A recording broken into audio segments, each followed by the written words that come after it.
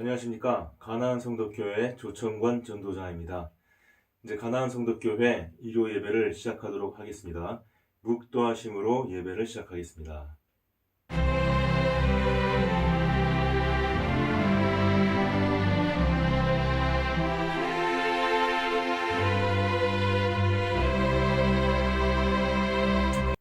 아멘. 자, 우리 다 같이 찬송가 204장, 통합 찬송가 379장, 주의 말씀 듣고서를 하나님께 찬양으로 올리시겠습니다. 주의 말씀 듣고서 준행하는 자는 반석 위에 터닫고 집을 지은 같아. 비가 오고 물 나며 바람 부딪혀도 반석 위에 세운 집 무너지지 않네. 잘 짓고 잘 짓세 우리 집 잘 짓세. 만세 반석 위에다 우리 집 잘 짓세. 아멘. 우리 설교를 위하여 기도하도록 하겠습니다. 하나님 아버지, 병으로 아버지 예배에 참석하지 못하는 환자분들을 위하여, 또한 이런저런 사정으로 아버지 예배에 참석하지 못하는 장애인분들을 위하여, 또한 아버지 생업에 종사하기 때문에 공예배에 참석하지 못하는 아버지자들을 위하여 주께서 세우신 이 교회가 그들의 예배를 지켜주고 그들의 아버지 메시어 고민과 아버지 염려와 불안 속에서 주님을 만날 수 있는 복된 자리가 되게 하시고, 또한 아버지 메시어 이 예배를 통하여 주님을 만나고 소망을 회복하고 신앙을 지킬 수 있는 그러한 아버지 메시어 복된 예배로 주께서 축복하여 주시옵소서. 이제 시작하는 시간이 오니 마치는 시간까지 주께서 함께하여 주시옵기를 간절히 바라오며 모든 말씀을 예수님의 이름으로 기도드렸사옵나이다. 아멘. 아멘. 자, 오늘 말씀 마가복음입니다. 마가복음 15장 21절 말씀, 한 절 말씀을 제가 봉독을 하도록 하겠습니다. 자, 제가 가진 성경책으로는요, 신약성서 84쪽에 있습니다. 마가복음 15장 21절 말씀. 마침 알렉산더와 루포의 아버지인 구레네 사람 시몬이 시골로부터 와서 지나가는데 그들이 그를 억지로 같이 가게 하여 예수의 십자가를 지우고. 아멘. 자, 시골 나그네의 강요받은 십자가라는 제목으로 오늘 말씀을 전하도록 하겠습니다. 이 말씀은 우리 스펄전 목사님께서 Up from the country and pressed into the service 이라는 제목으로 설교하였던 것을 제가 번안해서 메시지로 전하는 것임을 밝힙니다. 요한은 우리 구세주께서 자신의 십자가를 지고 가셨다고 말씀을 하고 있습니다. 근데 다른 복음서 저자들은 구레네 사람 시몬이 그리스도의 십자가를 지고 갔다고 또한 말을 하고 있습니다. 요한은 예수님께서 자신의 십자가를 지고 골고다로 출발하셨다고 우리에게 말하고 있습니다. 그리고 우리 주 예수 그리스도께서는 빌라도의 궁전에서 자신의 십자가를 지고 출발을 하셨습니다. 그러나 그분께서 밤새 피땀을 흘리면서 기도하셨기 때문에 너무나 쇠약하지고 너무나 탈진하여서 난폭한 군사들이 재촉하는 그 속도를 따라갈 수가 없었습니다. 따라서 그들은 그들의 죄수인 예수님으로부터 십자가를 빼앗아서 시몬으로 하여금 짊어지게 하였습니다. 그래서 이 십자가를 시몬이 짊어지고 골고다 언덕까지 올라갔거나 또는 예수님께서 십자가를 부분적으로 짊어지고 가는 동안 이 힘센 시골 사람이 주님과 함께 어깨에 십자가를 메고 그리고 목적지까지 갔을 것입니다. 예수님을 따라서 십자가를 지는 것은 신자의 의무이지요. 그래서 구레네 사람 시몬은 이 교회 전체 그리고 모든 신자를 대표해서 그 예수님의 십자가를 지는 것입니다. 예수님은 종종 말씀하시기를 이렇게 말씀하셨습니다. 날마다 자기 십자가를 지지 아니하면 그는 나의 제자가 될 수 없음이라 이렇게 말입니다. 그리고 마침내 주님께서 그 말씀을 몸소 실천해 보셨습니다. 그리고 제자는 그러한 선생님과 같이 되어야 합니다. 십자가에 못 박히신 분을 따르는 자는 친히 십자가를 져야 하는 것입니다. 예수님의 십자가를 그의 어깨에 맨 구레네 사람 시몬, 그 모습에서 우리는 제자의 모습이 어떤 것인가를 알게 되는 것입니다. 근데 저희가 이제 이 구레네 사람 시몬을 바라보면서 전할 이야기 중에 첫 번째는 무엇이냐면 그것은 예상치 못했던 일이라는 것입니다. 구레네 사람 시몬은 자기가 십자가를 지겠다고 자원하지 않았죠. 그는 로마 군정으로부터 십자가를 함께 질 것을 강요받았습니다. 그리고 그 강요는 감히 어길 수 있거나 거절할 수 있는 강요가 아니었지요. 그런데 이러한 십자가를 지는 사람이 어떻게 예수님과 오랫동안 함께 있었고 그리고 그분의 가르침을 직접 배웠던 그 제자들이 아니었을까? 이런 부분들이 이상하게 생각이 되기도 합니다. 그리고 그 십자가를 진 사람은 베드로도 아니었고 안드레도 아니었고 도마도 아니었고 누구였습니까? 바로 나그네 같은 시몬이었던 것입니다. 자, 이러한 사실에 주목하겠습니다. 자, 그는 알려지지 않았던 나그네였습니다. 하나님의 섭리는 예수님을 따랐던 그 사도들의 유명한 그 사도들이 아니라 이 알려지지 않은 시골에서 올라온 나그네에게 예수님의 십자가를 함께 지시도록 하셨던 것입니다.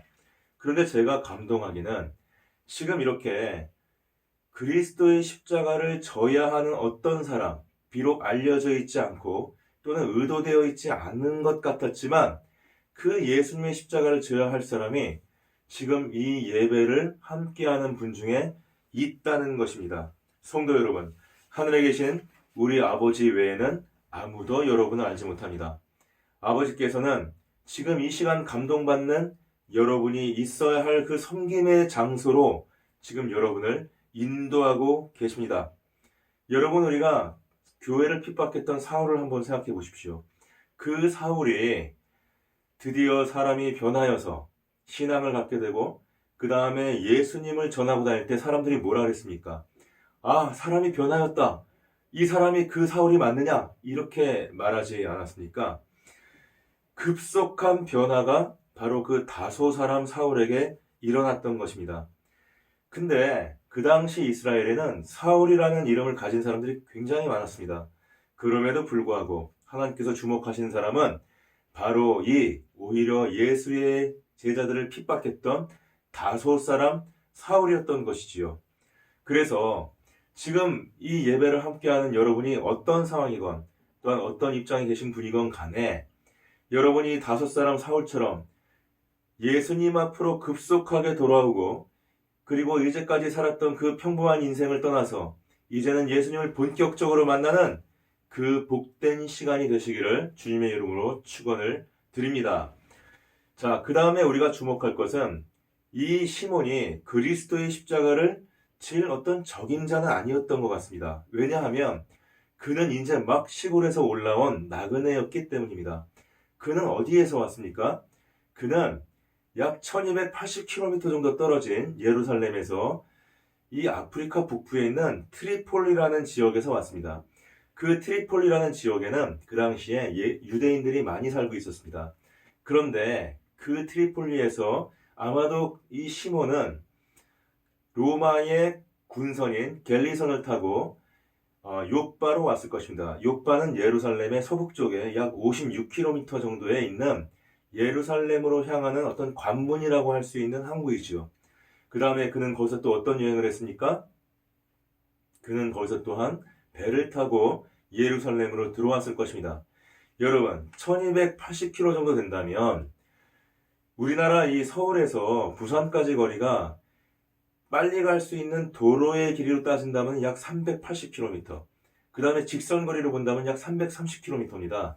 그러니까 이 구레네라는 지역은 그 당시 트리폴리라고 불렸던 이 구레네라는 지역은 지금으로 따지면은 서울에서 부산까지 가는 거리에 거의 4배에 가까운 직선거리로 거의 4배에 가까운 그런 거리였던 것입니다. 그 먼 길을 이 사람은 이 예루살렘을 찾아왔습니다. 근데 이 사람은 왜 예루살렘을 찾아왔을까요? 왜냐하면은 그는 거룩한 총회와 그리고 유월절 축제를 보기를 바랬기 때문입니다. 그는 이방 지역에 살고 있는 유대인이었죠. 그래서 그는 이 조상들에게 들은 유대인들의 유월절 축제에 대해서 관심이 많았고, 그 다음에 그 축제를 자기가 참여할 수 있기를 소망했습니다. 아마도 구레네 사람 시몬은 오랫동안 이 여행을 위한 돈을 모았을 것입니다. 그 다음에 이 구레네 사람 시몬이 그 먼 여행을 떠나서 예루살렘으로 들어왔던 것입니다. 그렇기 때문에 이 구레네 사람 시몬이 자기가 예루살렘에 왔을 때 어떻게 그 사형수가 되어서 십자가를 메고 지나가는 그 예수님의 십자가를 내가 그거를 함께 지게 될 거다 이렇게 생각하지 않았던 것입니다. 그는 그렇기 때문에 그 십자가를 위해서 준비하지 않았습니다. 그는 그냥 시골에서 온 나그네였을 뿐이죠. 그래서 그는 십자가를 질 적임자가 아니지 않았을까 하는 생각을 하는 것이지요. 그리고 우리가 주목할 것은 이 시몬이 예루살렘에 왔던 목적은 조금 전에 저희가 살펴봤던 것처럼 유월절 축제에 참가하기 위한 것이었습니다. 그러면 이 사람은 그 기간이 어떤 기간이었습니까? 그것은 일하는 것을 멈추고 마치 우리가 추석이나 구정 때에 일을 멈추고 고향을 갔던 것처럼 이 사람은 자기가 이방 땅에 있다가 그 돈을 모으고 휴가를 얻어서 예루살렘의 유월절 축제에 참여하러 온 것이었죠. 이 사람은 지금 이 자기가 고향으로 돌아와서 그 시간을 즐기고 휴가를 누리는 어떤 그러한 목적으로 있는 사람이었습니다. 그런데도 불구하고 이 사람은 예수님의 십자가를 강제로 지게 되는 그런 일을 당했던 것이죠. 이처럼 우리는 무엇인가를 하려고 계획을 세웁니다. 그리고 우리는 어떤 한 가지 일을 정합니다. 그럼에도 불구하고 하나님께서는 다른 계획들을 갖고 계신 것입니다. 지금 이 예배를 함께 참여하고 계시는 여러분 중에 어떤 분들은 내가 어떤 예배를 갔을 때에 아무 생각 없이 예배를 갔는데 갑자기 목사님께서 말씀하시는 어떤 말씀이 나의 마음을 찔러서 내가 그 순간 내가 회개하고 그리고 더욱더 하나님 앞으로 다가서게 되는 계기가 있었다. 이렇게 얘기하신 분들도 있을 것입니다. 그 다음에 어떤 사람들은 역시 또 별 관심 없이 갔다가 우연히 어떤 한 단어를 들었습니다. 그것이 용서일 수도 있고 그것이 영원이라는 말도 있을 수 있고 그것이 치료라는 말이 될 수 있겠습니다.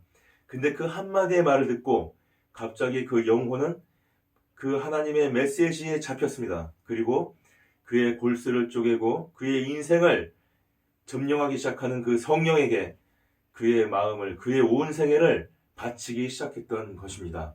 심지어 어떤 사람은 악한 의도를 가지고 예배 시간에 갔지만 그때 받은 그 은혜를 통해서 지금까지도 기도하면서 하나님에게 찬양을 드리고 있는 사람도 있는 것입니다.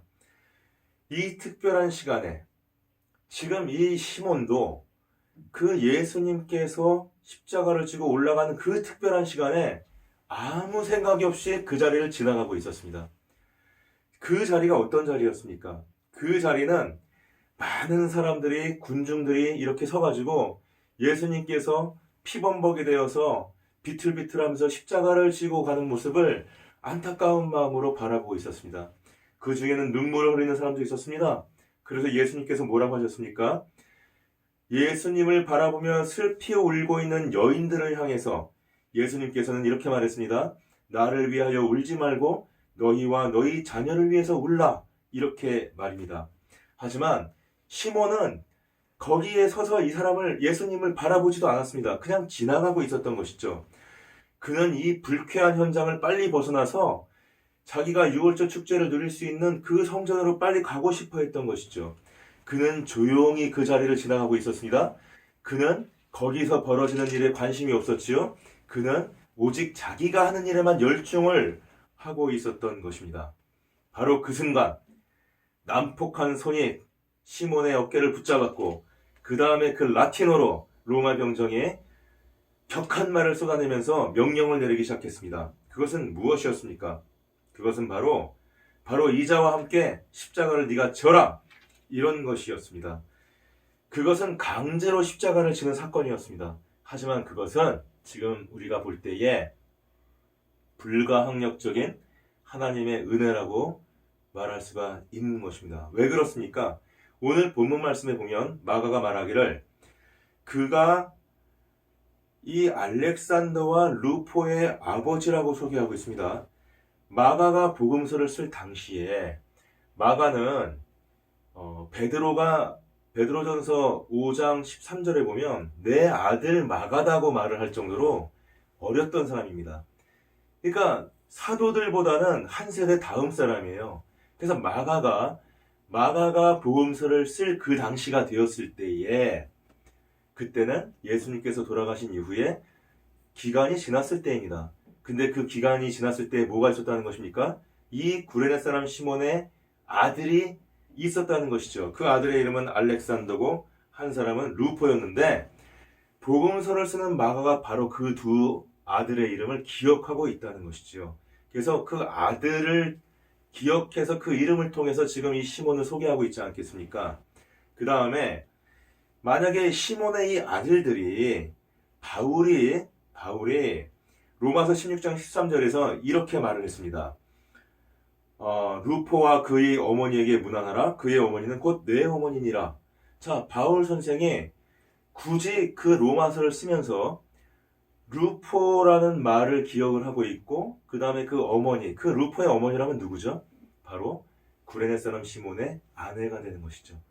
이렇게 바울이 기억을 할 정도라면 그렇다면 그 어머니도 마찬가지고 그 다음에 그 시몬의 아들인 알렉산더와 루포도 마찬가지고 마가와 바울과 같은 그 위대한 믿음의 이 성경의 기록자들이 기억하고 있는 아주 신실한 그리스도의 종이 되었다. 우리가 이렇게 생각할 수 있지 않겠습니까? 그것이 어떻게 이런 일이 벌어질 수가 있었던 것이죠? 바로 로마 병정이 우악스럽게 아무 생각 없이 자기 일에만 열중하면서 지나가고 있던 그 시몬에게 명령을 내리고 강압적으로 십자가를 지게 했기 때문이었던 것이지요. 그래서 그것은 바로 축복의 십자가가 될 수도 있었던 것입니다. 자, 그러면 우리가 어떻게 십자가를 질 수가 있는 것일까요? 자, 우리가 이 십자가를 지기 위해서는 우리가 먼저 지고 있는 무거운 짐들을 내려놓아야 됩니다. 내가 내 마음에 있는 어떤 욕망, 그 다음에 내가 하고자 하는 어떤 욕망, 그것으로 꽉 차 있을 때, 그래서 시간이 모자라고, 그 다음에 내 자원이 모자라고, 내 정신적 여유가 없을 때는 십자가를 질 수가 없는 것입니다. 그러면 우리가 왜 그렇게 재산을 모으려고 그러고, 그렇게 어떤 지위에 오르려고 그러고, 그렇게 바쁘고, 왜 그렇게 무언가를 하기 위해서 분주하게 다니는 것입니까? 그것은 우리가 나의 인생을 감당하기 위해서 그렇지 않겠습니까? 근데 그렇게 나의 인생을 내가 감당하겠다는 마음을 갖고 있어서는 결코 예수님의 십자가를 질 수가 없는 것입니다. 나 하나도 감당하지 못하는 사람이 어떻게 예수님을 감당하고 예수님의 십자가를 감당하고 그 다음에 내 이웃을 감당할 수가 있겠습니까? 우리가 십자가를 지기 위해서는 먼저 내 마음에 있는 내게 있는 모든 짐을 내려놓아야 하는 것입니다. 그것은 무엇을 말하는 것입니까? 주 예수 그리스도를 온전히 믿어야 한다는 것이지요. 그래야 십자가를 질 수가 있습니다. 그 다음 두 번째는 무엇입니까? 내가 십자가를 지는 것은 이런 형태로 될 수 있습니다. 내가 공공연하게 나는 하나님을 믿는 사람이다. 나는 주 예수 그리스도를 신앙한다 라고 고백하는 것이지요. 어떤 사람은 그러한 고백을 시간과 장소를 가려가면서 해야 되지 않겠습니까? 이렇게 얘기를 합니다. 하지만 저는 분명히 말씀을 드리겠습니다. 모여있는 천사들 앞에서 여러분들이 신앙을 고백하십시오. 또한 모여있는 사람들 앞에서 여러분들의 신앙을 고백하십시오. 또한 모여있는 마귀들 앞에서 그 악마와 같은 사람들 앞에서도 여러분들께서 나는 주 예수 그리스도를 믿노라 라는 그 신앙을 고백하시기 바랍니다. 여러분들이 있는 그곳에 마치 복음이 전하지 않은 그런 지역일 수 있습니다. 여러분들이 있는 그 직장 그 주변에 아직 복음이 전해져 있지 않은 곳일 수도 있습니다. 여러분이 지금 현재 있는 그 함께 있는 그 친구들이 아직 예수를 믿지 않는 사람들일 수도 있습니다. 그럴 때에 여러분은 복음을 전하십시오. 그러면 바보 짓을 한다고 웃음거리가 될 텐데요? 라고 말할 수도 있죠. 그리스도를 위하여 바보가 되는 것이 수치스럽습니까? 그러한 수치는 영광스러운 수치라고 생각해야 됩니다. 그런 어떤 사람은 이렇게 말합니다. 하지만 나는 주저앉아 버릴 텐데요. 주저앉으십시오. 그것이 여러분에게 유익을 줄 것이기 때문입니다. 여러분께서 주저앉는 모습을 다른 사람에게 보여준다면, 그 주저앉으면서 예수님을 바라보는 그 모습을 다른 사람에게 보여준다면, 바로 그것을 통해서 여러분들은 다른 사람을 주저앉힐 수가 있을 것입니다. 그리고 또한 우리는 어떻게 십자가를 질 수가 있습니까? 우리 주변에 만연한 죄를 보면서 이것은 죄다 라고 말을 할 수 있음으로써 우리는 십자가를 질 수가 있습니다. 혹자는 이렇게 말을 합니다. 점잖은 사람이, 어떤 그 교양이 있는 사람이 왜 시간과 장소를 구분하지 못하고 그렇게 분위기를 깨는 말을, 또는 다른 사람을 기분 나쁘게 하는 말을 하겠느냐? 당신은 점잖은 사람이니까 그런 말을 해서는 되지 않는다. 이렇게 말을 할 수도 있습니다. 그러나 그럼에도 불구하고 필요하다면 우리는 기꺼이 그 오물을 뒤집어 쓸 것이고, 기꺼이 그 냉랭함을 감당할 것이고, 기꺼이 관계의 위험을 무릅쓸 것입니다. 왜냐하면은 우리가 하나님을 신앙하는 상황에서 우리의 인격을 걸고 하나님의 가치를 드러낸다는 것이 무엇입니까? 그것은 하나님의 가치에 어긋나고 하나님을 욕되게 하는 것에 대해서 싸우거나 책망하거나 윽박지른다기보다는 그것은 옳지 않다고, 그 상대방에 대해서 그 예수님의 그 심정과 마음으로, 그 영성으로 조용히 말할 수 있어야 되는 것입니다. 그래서 이 어떤 사람은 말을 하기를 이렇게 얘기를 합니다. 나는 도저히 그런 것을 하지 못하겠습니다. 내가 어떤 장소에서 어떻게 그걸 할 수가 있을까요? 내가 어떻게 하면 지혜롭게 관계를 해치지 않으면서 그런 일을 할 수 있을까요? 여러분께서 십자가를 지신다면 그러면 예수님께서 여러분들에게 용기와 지혜를 주실 것입니다. 여러분께서 먼저 기도하십시오. 주여 나로 하여금 십자가를 질 수 있도록 허락하여 주시옵소서. 아멘. 또한 우리가 십자가를 질 때 그것은 어떤 조용한 인내의 형태일 수도 있습니다. 한 사람은 이렇게 말을 할 수도 있습니다. 내가 집에서 있고 그 집을 위해서 내가 이 부모와 또는 가족들을 돌봐야 되는 것이 나의 어떤 십자가인 것을 내가 알고 있습니다. 그럼에도 불구하고 나의 가족들은 나에게 냉담하고 나의 수고와 나의 헌신을 인정하지 않고 있습니다. 내가 여기서 이런 시간을 갖다가 헛되게 보내야 되는 것일까요? 이렇게 말을 할 수가 있는 것입니다. 차라리 집을 떠나면 좋겠어요. 이렇게 말을 하겠죠. 하지만 저는 말하겠습니다.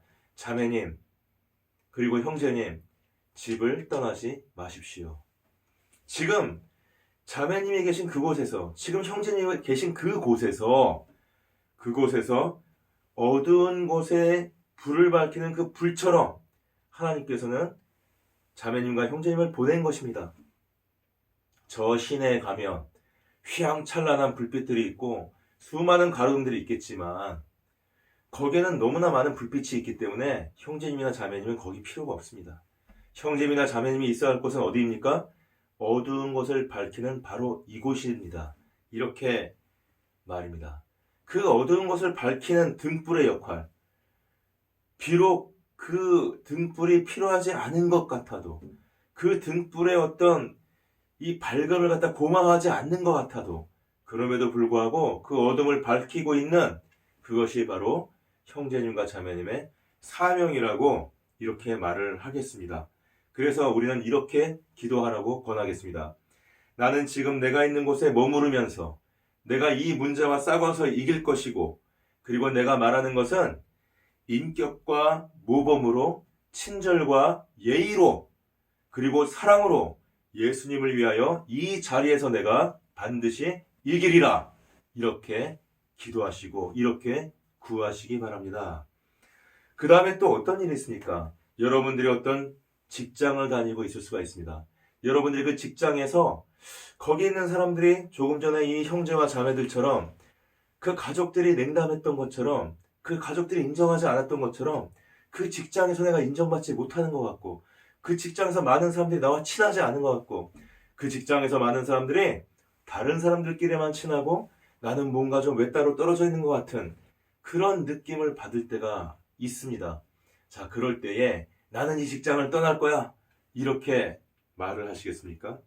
여러분, 그 직장이, 그 직업이 죄를 지는 일이 아니고, 그 다음에 너무나 여러분이 신앙을 지키기에 많은 죄의 유혹이 있는 그런 직업이 아니라면, 그 직장에서 여러분은 다시 한번 인내하고, 거기서 또한 여러분의 불빛을 계속 지키십시오.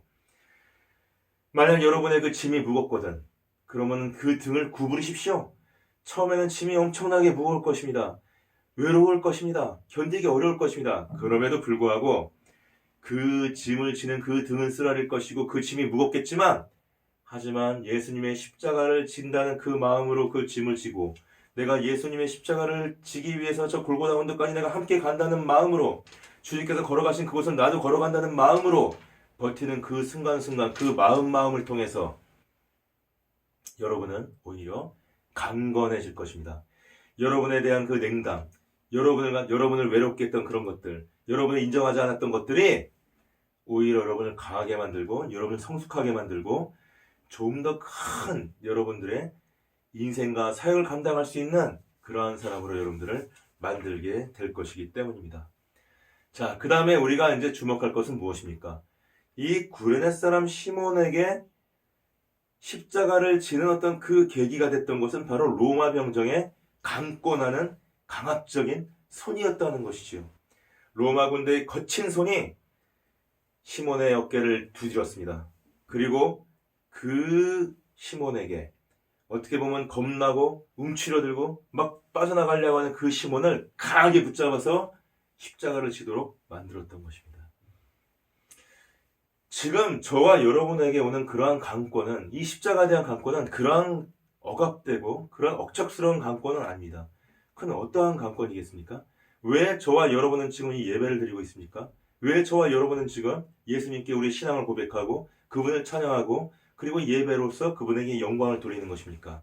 그것은 첫 번째, 그리스도께서 우리를 사랑하시기 때문입니다. 우리는 그리스도의 사랑을 알지요. 그리스도의 사랑을 알기 때문에 우리가 그 사랑을 마음에 기억할 때마다, 그리고 마음에 느낄 때마다 우리는 이렇게 고백하게 되는 것입니다. 나는 나의 남은 인생을 통해서 주님께, 주님의 사랑에 내가 응답하겠습니다. 나는 주님의 종이 되겠습니다. 먼저 주님의 사역을 생각하고, 먼저 주님의 예배를 생각하고, 먼저 주님께 기도하고, 먼저 주님의 가치를 생각하겠습니다.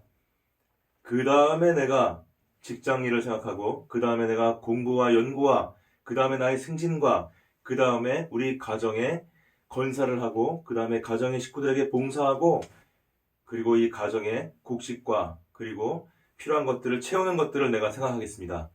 이렇게 고백하게 되지 않겠습니까? 만약에 그 자매님 같은 경우에는 뭐라고 얘기하겠습니까? 나는 그리스도의 딸이 될 것이고, 그리스도의 아내가 될 것이고, 그리스도의 어머니가 되겠습니다. 나는 그리스도를 위해서 살겠습니다. 우리가 왜 그렇게 고백하는 것입니까? 우리는 예수 그리스도의 사랑을 알기 때문에, 그 사랑이 우리의 마음에 왔을 때 우리 마음이 가만히 있을 수 없기 때문에, 그래서 그 감동으로 고백할 수밖에 없는 것이지요. 그 다음에 우리가 그리스도를 묵상할 때에, 그분을 생각할 때에 우리는 자랑스러운 주님의 그 영광을 위해서 내가 십자가를 지겠다라는 어떤 강권적인 마음을 받게 되는 것입니다. 우리가 장사를 해서 돈을 벌고, 또는 공부를 해서 명예를 얻고 교수가 되고, 또는 우리가 어떤 그 노력을 해가지고 운동선수가 되어서 무슨 뭐 큰 메달을 따거나, 또는 무슨 이 정치가가 돼가지고 많은 표를 얻어가지고 국회의원이 되거나 무슨 뭐 이런 정치 관료가 되는, 고급 관료가 되는 그런 인생들이 있을 수 있습니다. 하지만 그런 게 무슨 의미가 있겠습니까? 너는 해보지 않았으니까 그런 말을 한다, 이렇게 말할 수 있겠습니다. 하지만 저는 저도 그러한 어떤 직에 있었던 사람들, 많은 사람들을 봤습니다. 근데 중요한 것은 그런 어떤 경력을 가졌다고 해서 우리가 이렇게 수여할 수 있는 게 뭐가 있겠습니까? 진정 우리가 수여할 수 있는 것은 뭐가 있습니까? 내가 다른 사람에게 선행을 베푼 것, 내가 올바르게 살아온 것, 그런 것들이 남아서 나의 삶을 지탱해주고 그 다음에 내 삶의 어떤 허무함과 내 삶의 어떤 어려운 점들을 이렇게 조금이라도 뒷받침해 주는 게 아니겠습니까? 그럼에도 불구하고 많은 사람들이 이 무익한 종처럼 썩어질 것 같은 그러한 재물들만 쌓아놓고 있습니다. 그런 걸 잔뜩 쌓아놓고 있습니다. 대부분의 사람들은 자기 본위의 삶을 살고 있죠. 그런데 그러한 삶을 사는 사람들을 바라보면서 우리가 느끼는 것은 무엇입니까? 저는 분명히 고백할 수 있습니다. 정말로 고결한 삶은, 정말로 진정한 삶은 오직 하나님의 뜻을 따르고 주 예수 그리스도를 사랑하고 신앙하며 그분을 위해서 사는 것이다. 그분의 십자가를 바라보면서 그분이 살았던 그 길을 내가 따라가는 것이다. 저는 진정으로 이렇게 생각하고 고백합니다. 제가 그걸 따라갈 수 없는 그런 연약한 인생임에도 불구하고 말입니다. 그래서 우리가 인생의 깊은 면들을 이렇게 묵상할 때에 우리는 십자가를 지지 않을 수가 없게 되는 것입니다. 그 다음에 우리가 주변을 바라보면 지금 이 순간에도 멸망해 가는 사람들이 많이 있습니다. 수많은 사람들이 그 헛된 돈을 따라가거나 또는 헛된 세상적인 어떤 이념을 따라갑니다. 그리고 내 주변에 많은 사람들이 하나님에 대해서 말을 하면은 도무지 들으려고 하지 않고 그 다음에 그것을 마치 미신이라는 듯한 그 다음에 무슨 이 사회에서 바라보고 있는 그 어떤 프레임화된 그 기독교를 욕하는 어떤 그런 것들로 바라보면서 그걸 통해서 자기의 어떤 마음이 움직이는 것을 막고 또한 마음이 동하는 것에 대해서 내가 강팍해지는 것을 합리화하고 있습니다. 그들은 멸망해 가고 있는 것입니다. 근데 그렇게 멸망하는 사람들이 주변에 많이 있는데 그 사람들이 누굽니까? 바로 내가 아는 사람들, 나의 친구들, 나의 가족들, 심지어는 나의 자녀, 심지어 나의 아내, 나의 부모님입니다. 그들의 멸망을 바라보고 있을 때에 우리가 우리의 십자가를 지겠다고 강권을 받지 않을 수가 있겠습니까? 우리가 그들을 사랑한다면, 우리가 하나님을 진정으로 신앙하고 있다면 우리들은 그 사람들의 멸망하는 모습들을 바라보면서 우리의 십자가를 향해서 눈을 던지지 않을 수가 없는 것입니다. 그 다음에 또한 우리는 왜 십자가에 다가갈 수밖에 없는 것입니까? 그것은 우리가 불만족스러운 삶을 살기 때문입니다. 우리에게는 어떤 사람들에게는 하나님을 열심히 믿고 있지만 믿음이 좋은 것 같지만 하지만 쉼이 없습니다. 주님은 말씀하셨습니다. 수고하고 무거운 짐진 자들아 다 내게로 오라 내가 너희를 쉬게 하리라 이렇게 말씀하셨습니다. 그런데 주님 앞으로 나왔음에도 불구하고 여전히 뭔가를 갈망하고 있고 여전히 뭔가 쉼이 없다면 그러면 다시금 우리는 주님 안으로 다시 들어가서 그분의 십자가를 바라봐야 되는 것입니다. 왜 그렇습니까? 주님께서는 이렇게 말씀하셨습니다. 나는 마음이 온유하고 겸손하니 나의 멍에를 메고 내게 배우라. 그리하면 너희 마음이 쉼을 얻으리니 이는 내 멍에는 쉽고 내 짐은 가벼움이니라. 자, 신앙을 고백한 여러분 가운데서 아직도 완전한 쉼을 얻지 못한 분이 계십니까? 아직도 여러분의 인생의 삶에 그 무게가 너무나 무거운 분이 계십니까? 아직도 여러분의 삶의 그 멍에가 여러분을 짓누르고 있는 사람들이 있습니까? 그렇다면 그것은 왜 그런 것입니까? 그것은 여러분들이 만약 그렇다면 용서의 십자가는 바라보았지만 그것을 짊어지는 십자가는 보지 않았기 때문입니다. 그것은 여러분이 그리스도를 바라보긴 했지만 그리스도를 위해서 살고 있지 않기 때문입니다. 여러분들께서 그 진정한 쉼을 얻을 수 있는 방법이 무엇입니까? 여러분의 진정한 만족을 얻을 수 있는 방법이 무엇입니까? 지금이라도 여러분의 십자가를 어깨에다 매십시오. 그리고 주님과 멍에를 함께 하십시오.